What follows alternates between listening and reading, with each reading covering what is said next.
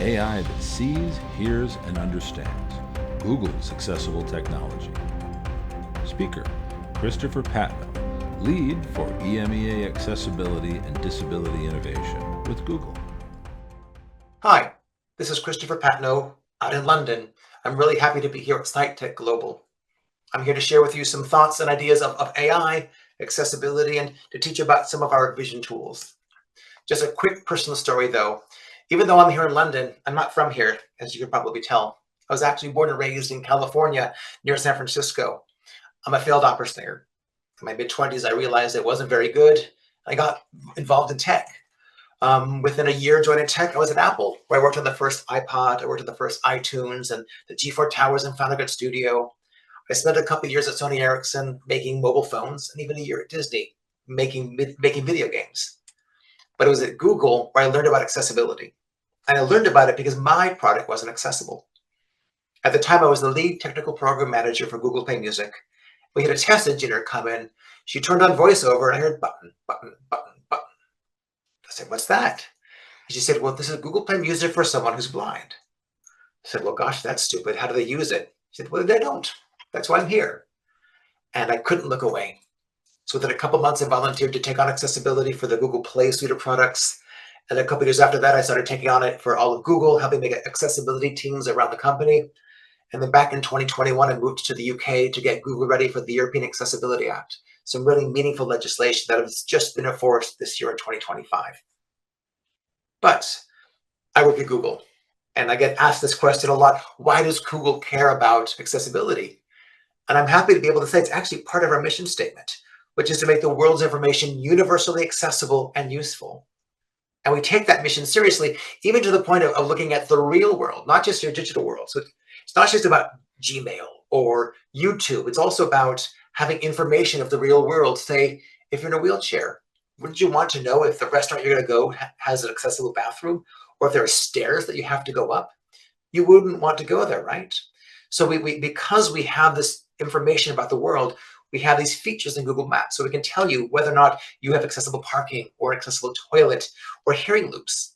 And we share this with you because it matters. Having an understanding about your world matters. And we take this mission very seriously because disability affects everyone. I know I'm preaching to the choir here, but of course, according to the WHO, there's 1.3 billion people with a profound disability, 16% of the world. And for those of us with that, these tools can be profoundly meaningful. But realistically, there's a bunch of people who have a disability but don't identify with it because of stigma, or because you don't think it. I just need a little help. I don't have a disability, and that was me. I have dyslexia, and I didn't realize until my 40s about this. And it only happened because I started doing this work in disability. But it sort of tick boxed all of these things that I wasn't good at, and understanding why. I now have the tools to make my life and my job easier. Then there's our friends and family, the allies of someone with a disability. Again, think of that family with someone in a wheelchair. You're not going to go to a restaurant with your friends or with your family if your friend or family can't go, right? And even looking towards the digital world, what we're starting to learn is, especially with millennials and Gen Zs, they care a lot about identifying with brands and participating with companies that mean something to them. So if a brand is more accessible, they have a much better chance of having more business. So there's even a business impact in terms of making sure that your products and your culture are accessible. But in reality, every one of us, if we're lucky enough to get old or not, we're going to have some kind of disability, whether it's a temporary one, a situational one, or an age-related disability. If someone builds a product that is accessible, it's going to be useful for you, no matter who you are, where you are, or when you are. So what I really want to do here is share with you a bit about AI, because a lot of people are talking about AI, and it means different things to different people. This shift with AI is as big as it comes, and it's why it's so important that we're trying to make it helpful for everyone. We're trying to approach it boldly with a sense of real excitement. And some of the things we'll be showing you here today really leans into that. And no one company can do this alone. Feedback from our users and partnership with the disabled community and the developer communities will be key to unlocking this enormous potential. We look forward to working together to build this next generation of AI. And with the Gemini ecosystem, again, I'll be sharing you some of these things. We're working harder to make this future exciting for everyone. And it's really, really cool. And at Google, we've had a lot of practice with this. If you go back to 2009, we had our first experiment with accessibility and AI. Back in 2009, we added automatic captions onto YouTube in English. And honestly, it wasn't great, but it's a whole lot better than nothing. And that was the feedback that we got from the deaf community. And we continue to invest. And now we're at a point where we have over 60 different languages where you get free captions on YouTube because we continue to work at it. Back in 2018, we talked about Lookout, which is something I'll share with you later. Back when we continued from 2019 to 2020 to 2021, adding more and more features to Android, more and more features to Chrome browser and Chrome OS. And in this year, we announced a thing called SignGemo, which is really exciting. It's the first general purpose model that helps someone have sign language interpretation into text. So coming back from 2009, where we had not great captions, to the point now where we can do some real-time sign language, the technology evolves faster and faster. It's getting more and more exciting. And AI can level this playing field, especially when you think about the context of platforms. Chrome OS and Android both have AI features that bring alt text for pictures that don't have alt text. They bring captions for the people who need captions. The Chrome browser even can provide real-time captions and pipe it to a refreshable Braille display, letting someone who's deafblind participate in videos where someone didn't bother to create a transcript. So these technologies can enrich the lives of billions of people. And these machine learning and AI features can continue to unlock these major benefits, making the technology more useful, making the digital world more useful. So with this intention of being helpful, AI has the power to help level the playing field for people with disabilities. And the way that we do this, it leans into that mission statement of making the world universally accessible and useful. Our commitment is to improve the lives of as many people as possible. And we want to do this to maximize the benefits to humanity, guided by our AI principles. And these principles guiding our innovation is the North Star for accessibility teams around the company. So now that I've been talking big and abstract, I want to bring this down to something that might make more sense to you. So we want to use AI for people with visual impairments to help understand the real world. There's a lovely application called Lookout, which uses AI to provide information for people who are blind or low vision in the world around them. In fact, in the images mode, we can use Gemini to tell you what's actually happening in an image. But we can also tell you about objects in the foreground and background. We can read ICA labels. We can even use optical character recognition. So we can use AI to describe the things that are given to you in your phone. You can use it to actually look at the world around you, have it read things to you. It was designed hand in hand with people who are blind and low vision. Lookout's a really great application. And TalkBack is a screen reader. And this is one where I'm really excited about these changes we've made in the past handful of years. Recently, we've added Google Gemini in an offline mode and online modes to give you different kinds of information. So offline, again, this is if you have no internet, we can tell you if if a button doesn't have a label, we can read it out for you.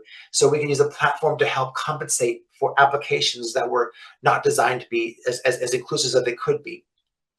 But if you have an online mode, you can even take a picture and ask it to describe what the picture is, and you can ask questions.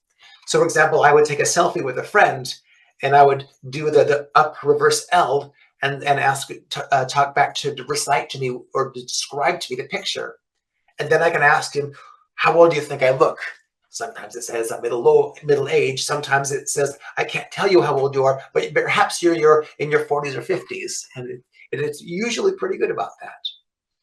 So we use these AI technologies to help us understand the device in our hand, but also the world in the world in which that we live when we have this kind of digital information. So what I want to do now is share with you 3 different features that we have and a video of each of them to give you a sense of the kind of tools that we've built. So the first one is called the Pixel Magnifier. And this was co-designed with a low vision community. In fact, it was co-designed out of the Accessibility Discovery Center we have here in London. The way it came about is Robin Spinks, who is the head of inclusive design for RNIB, said he's a big fan of the Pixel camera, but he says it would be really helpful if it were a magnifier, but you'd have to do a couple things to understand what would it make to be a magnifier. So we sat down over a couple of days and we built out a bunch of the features that were there that's important. So you can use this app, and magnifiers aren't particularly special, but with this, in this co-collaboration space, we actually added some features that make it really meaningful. So you can search for words in the world. You can ask it, is there gluten in this menu? You can zoom in really, really deeply, macros for close-ups, wide angles for the big picture. You can turn on selfie illumination for a mirror kind of experience. You can use this device to help breathe a bridge between the real world and what you can do. And it was co-designed with the low vision community. So I'm going to play an audio described video that we created about this when we launched the application. My name is Brendan, and I am 12 years old in the 7th grade. A Caucasian boy with strawberry blonde hair, wearing a green shirt and glasses, sits on his bed and looks at a collector's album of banknotes. Brendan's pronouns are he, him. A collection of vintage coins, bottles, and rocks are shown in his room. I collect rocks, bottles, coins, and paper money. Brendan is an old soul. He's got a lot of bizarre interests, but they're interests that keep all of us on our toes. Interview. Brendan's mother, Tina, a Caucasian woman with light brown hair and a ponytail, wearing glasses, wearing a light pink shirt. Her pronouns are she, her. Look at what I found. Wow, what is that? When I get coins, I want to look for the context clues. The coat of arms, definitely the text, where it's from. Oh, this one's from Tanzania. I don't have any from Tanzania. You don't? Brendan sits on the floor of a living room in front of Tina, who sits on a brown leather couch. He takes a photo of an antique coin with the Google Pixel phone and shows it to her. He uses Google Magnifier to look at details of a coin using various filters and contrast options. With Google's magnifier, I was able to see things I wouldn't be able to see with a naked eye. About the filters, I would say grayscale is my favorite. I like this one, or this one. Look at the detail in that picture, huh? At the breakfast table, Brendan uses Google Magnifier to take a photo of the expiration date on the cap of the milk bottle and changes the filters until he can see it clearly. Brendan's eyes shake. He's got sensitivity to light. He's got issues with contrast, depth perception. He can see, but it's not crystal clear. But we don't let any of that stop him. He then uses Magnifier to look at a word puzzle on the back of a cereal box. Using Magnifier's filters, he is able to see the puzzle clearly on the phone. Tina enters the kitchen from the backyard door. I think this is a good place to stop. I want to make sure that we have more things to share and we have time for it. But again, this application was co-designed with the blind and low vision community, and it's one of our most popular applications with over 1 million downloads. The next I want to share you is a really neat feature, and this one actually came from a hackathon inside Google. And the idea of this, well, the name of the feature is called Guided Frame. It's a feature on Pixel phones of the camera. It's not a new application. It's the same application everyone uses, but there are features that get turned on when you use TalkBack. So what Guided Frame is, it's a tool that helps someone who's blind or low vision be able to take a picture, starting off with selfies. And the way it came about is that this hackathon came from a program manager on the Pixel team whose son is blind. And his son was one of these sports kids and wanted to be able to take a selfie of himself like all of his friends. But he, by virtue of being blind, had a hard time keeping his face in the frame. So he challenged us to try to solve this problem. And what we did is we used a different kinds of AI. We used machine learning to recognize what is a head, and computer vision to recognize where the head is inside the frame. And the hardest part actually was coming up with a really good UX, a really good user experience. So we used haptics, spoken text, shapes, and colors all at the same time with a timer. And in real time, we can tell you if your head gets out of the screen, we'll stop the timer. So this is a really neat tool built a couple of years ago. We've continued to invest in it. So not only do we now do selfies, we can also describe pets, food, documents. We do intelligent face filtering, low light reminders, scene understanding. And starting with Pixel 10, we've even integrated Gemini, so you can take a pic, you can have it describe to you what the picture is before you take the picture. If you don't have the Pixel 10 or this new feature when it rolls out, you can always throw it into TalkBack and ask it to describe things for you. So what I'd like to do now is play for you this quick commercial. This video is shown through the perspective of an active individual with low vision. For many people with blindness or low vision, there hasn't always been an easy way to capture daily life. Disclaimer, screen image is simulated, sequence is shortened. Now in a park, a blurry image as a person holds out their phone to take a selfie. One face cropped. Move your phone down. Lowers the phone. One face in frame. Hold for photo. A clear photo of a bearded man. A blurry image of a man in his kitchen. He stirs a pot and his dog trots over. Dinner for one. Hello. He takes a selfie with his dog. One face and one pet in frame. Another crisp photo. Look who's here. The man's girlfriend. Two faces in frame. Photos of smiles. A party. A sports event. Two faces. Camping. Good morning. Two faces. First day in the new place. New apartment. Making funny faces. Running a marathon. Two faces. She kisses his cheek. Now, the couple is dressed up and the man takes a selfie of them in a mirror using his Google Pixel 8 phone. Two faces. More crystal clear photos of his partner. The man navigates through a hospital. Two faces in frame. He lowers the phone. Three faces in frame. Hold for photo. A sharp, priceless photo of the man and his tired but smiling partner holding a newborn. Capture life, no matter how you experience it. Guided frame, only on Google Pixel. Text, guided frame with Google AI, Google Pixel 8. Logo, the four-colored Google G. So this is a great example of what happens when you take someone's need and apply technology to it to create a solution that you didn't know how to do. That's why this is so much fun. We're at this point where AI is that it's going to create new opportunities, and that by collaborating together with the community of people with disabilities, we can find new solutions to these new problems. And these technologies continue to evolve. So what I want to share with you now is a research paper. This isn't even a product yet. It's a prototype that is so exciting. I wanted to share it with you here. It's called StreetReaderAI. And what it does, it shows you, for someone who is using Street View, which is sort of this 360 view of a specific place, it can provide you a real-time AI-generated description of roads and intersections. You can have conversations with it. You can pan around and ask questions. So I'm going to share this with you, and I'm warning you now, this is being used and tested with real blind users. So the screen read is going to go fast. So some of you are going to be great. Some of you might have a problem with it, and I apologize, but this is just too cool not to share. Generating AI description. AI description. You are standing on a sidewalk facing a grassy park with a playground. A concrete pathway leads from the sidewalk towards the playground, which features swings and a play structure with slides. There are houses visible in the distance behind the trees. How high is the slide in the park? Based on the image, the slide in the park appears to be about 8 to 10 feet high. What other play equipment is in the park? In addition to the slide, there appears to be a swing set and some other climbing structures. There is also a paved walkway leading to the play area. Do the toys in the park seem appropriate for toddlers? Based on the image, the play equipment in the park seems appropriate for older children, not toddlers.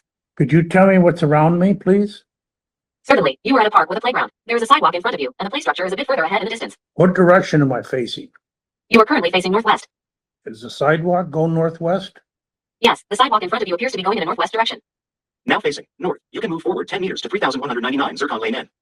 Is there a crosswalk for me to move forward across the street? No, there does not appear to be a crosswalk in the image. It looks like a typical residential street without a marked crosswalk.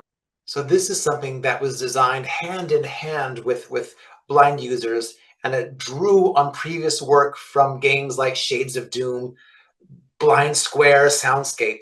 So this is really exciting. It's just the beginning of these kind of integrated experiences. So this AI is so powerful and can be so meaningful, and we're just scratching the surface. So what I'd like to do now, gosh help me, is I'm going to try to do a live demo in my room. So I'm going to turn on my own personal phone, and then I'm going to turn on Gemini Live, and I'm going to turn the volume on loud so hopefully y'all can hear. So on my phone, this is a Pixel phone.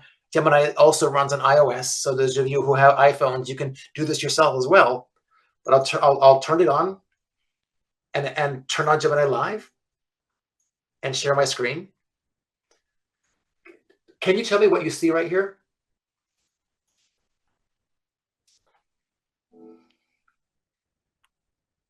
I can't actually see your screen yet. It seems you haven't shared it with me. Would you like to try again? Yeah, can you see, what do you see through the camera? Yes, I can see a fireplace with several items on it, including a framed picture of a person in red robes. Is there anything specific you'd like me to focus on? Is there a poster on the wall? Yes, I see a poster on the wall. It has a circular design in the center. Is there anything specific you'd like to know about it? What do you think it is about? It looks like a poster about Satyagraha, featuring a mandala design. What makes you ask about it? Well, it's on the wall. What is Satyagraha in this context? On the wall, above the fireplace, there's a poster with a mandala-like design that says Satyagraha. Satyagraha is a principle developed by Mahatma Gandhi, meaning truth force or non-violent resistance. Is there anything specific you'd like to know about it? Do you think this is about a theater piece or an opera or anything like that? That's an interesting question. While Satyagraha is indeed a powerful concept associated with Mahatma Gandhi, it's also the name of an opera by Philip Glass. Given the artistic nature of the display on the mantelpiece, it's possible that the poster is related to the opera. Would you like to know more about the opera itself? No, this is good. Thank you. So even when I make a mistake, it guides me on how to do what I want to do. So that is in fact a poster from the opera Satyagraha by Philip Glass. But I'm a sighted person. I want you to have the first-hand experience of someone who's blind. So this is a buddy of mine named Mark, and he told me this really funny story, and I asked him to record a video that I could share with you. So this is Mark in his own words. Hey everyone, my name's Mark. So as a blind guy, I rely on technology every day, whether it's in my job or whether it's simply getting me from A to B. Tech has totally transformed my life. So over the past few weeks, I've been having a really good play with Gemini and Gemini Live specifically to see what it can do for me in my everyday life. Now, about 2 days after I started using it, my other half said to me, we need to get a card for my mum. It's her birthday and we haven't been on Moonpig. Now, my other half and I are both blind, so going into a shop and selecting a card is a little bit tricky, although she has a bit more vision than me, but she had to go into London and I was at home and I was left with the task. So I thought I'd take full advantage of that. And I decided to use Gemini Live to go and select the card within the shop. Now, as I was left to it, I decided to go down the route of finding a card, which was a little bit rude, I have to say. So I used Gemini Live in the store and it told me that the card section, I think, which was called Humor, was over to the left. So I went over to there and Gemini then told me, or gave me a bit of a flavor as to what cards were around. And I selected a couple of cards. Gemini read them to me. It did make me laugh out loud actually in the shop a couple of times. So everybody must have thought I was a bit weird. But then I did select a card, which I will include at the end of this video. But I have to say my other half's mum was laughing, but my other half definitely wasn't impressed with me. But I took full advantage. Now, it sounds like such a simple task, but I've never been able to do that. I felt like a superhero in many ways because going into a shop like that and being presented with so many visuals, I've just not done that. I've never been able to see that, and I've never had that experience, certainly laughing at cards in a shop. But Gemini gave me that ability, and I felt incredibly empowered, and I absolutely loved it. And that's just one way that it's been integrated into my life. So this is Gemini Live, and this is, oh, by the way, I'm not going to share you the second half of this because it is kind of rude and I don't want to offend anyone. But this is a mainstream application. This is the same one everybody uses. This isn't dedicated specifically for people with disabilities, for people with visual impairments. Another session you're going to have is about Project Astra, which is a dedicated visual interpreter co-designed with people who are blind. And that's really exciting. So you'll learn more about that in a different session. So I won't go into there. But again, this app exists today on Android and iOS, and it's really cool. So with that, thank you very much. Thank you to SiteTech for giving me the opportunity to join you. There is a QR code here where you can subscribe to our newsletter and you can get updates on a quarterly basis, or you can reach out to us at g.co/a11y/news. Again, g.co/a11y/news. Again, thanks to SiteTech. Have a great day.